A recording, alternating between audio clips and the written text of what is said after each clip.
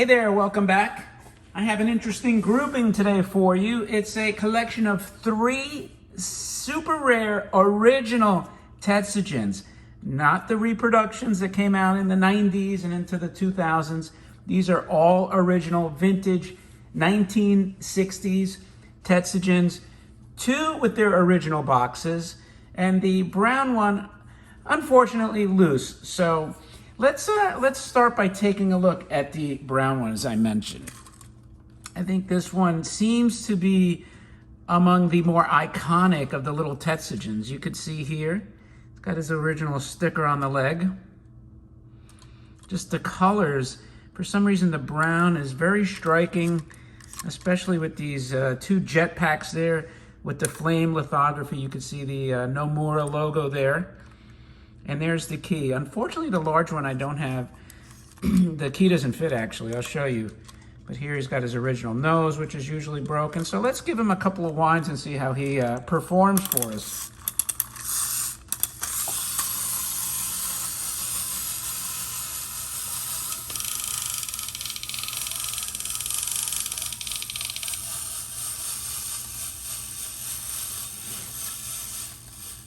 Let's see that again. I like that clicking sound.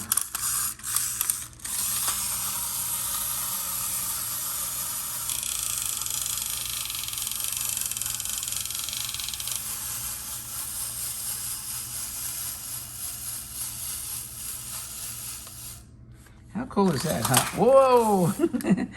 Saved by the bell. Anyway, that's your iconic brown Tetsujin. Now we're going to look at the #1 Blues box. Here's your original box.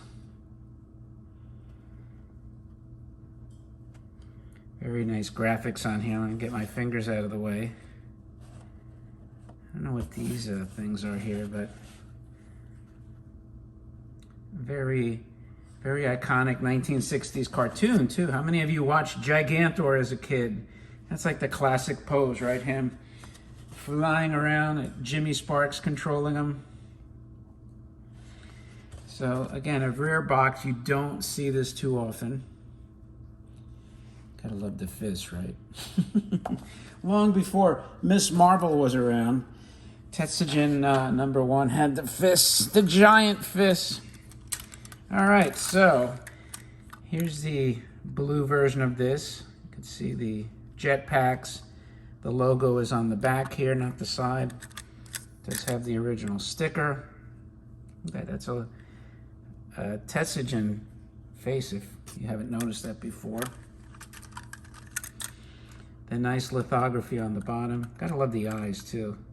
Very expressive eyes. And unlike that accordion bear, these things aren't shedding all over the place. Little nose. The nose got a little bent in transit, and that's okay. At least he's got his original nose. And again, now we have the key here. Let's wind this guy up.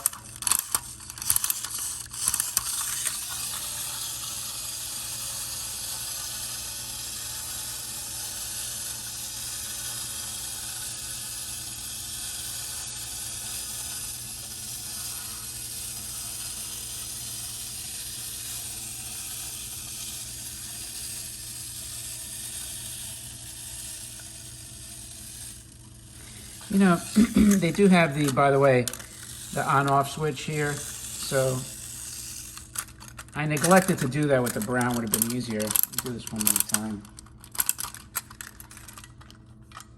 I'll go back and show you the brown one more time because I'm doing this group of 3, so.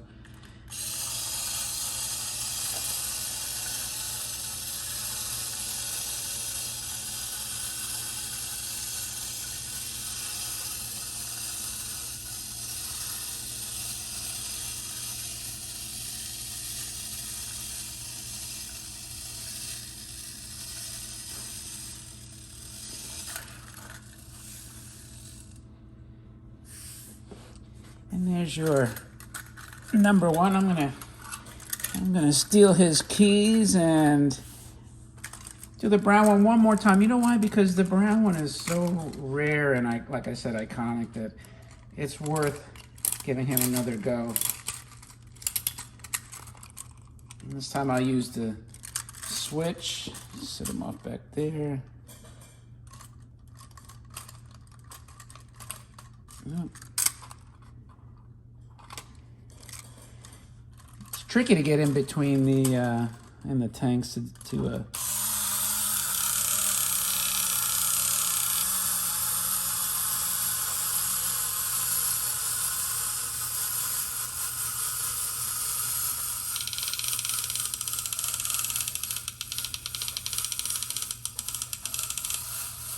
I love that clicking sound, huh? All right, there's the shuffling brown Tetsujin 28, the rare brown.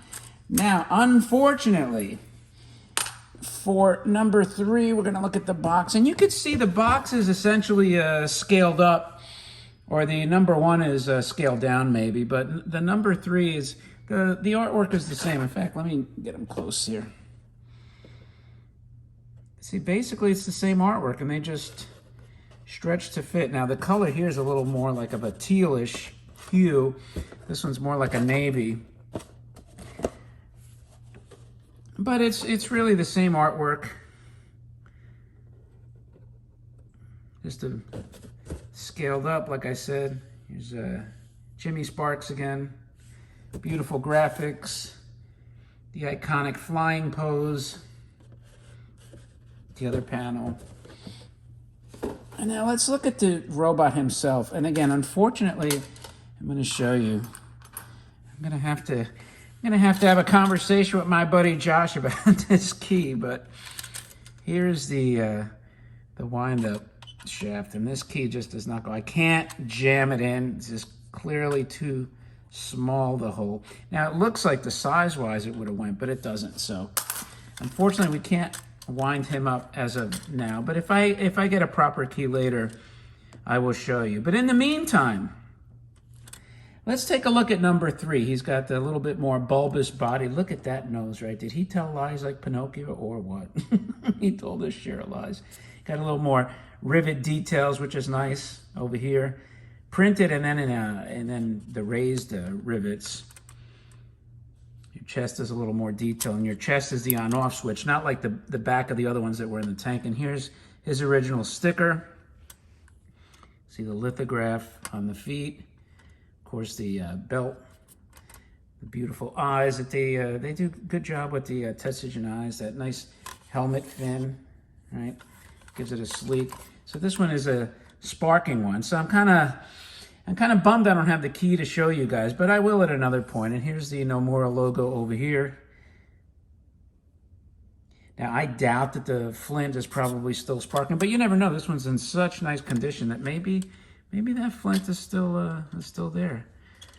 But that's your Tetsujin number 3, right? So how often do you see a crazy assemblage of all 3 of these iconic robots together? So I think I'm only missing the 5. The 5 is the battery one, right? The one that goes for crazy money.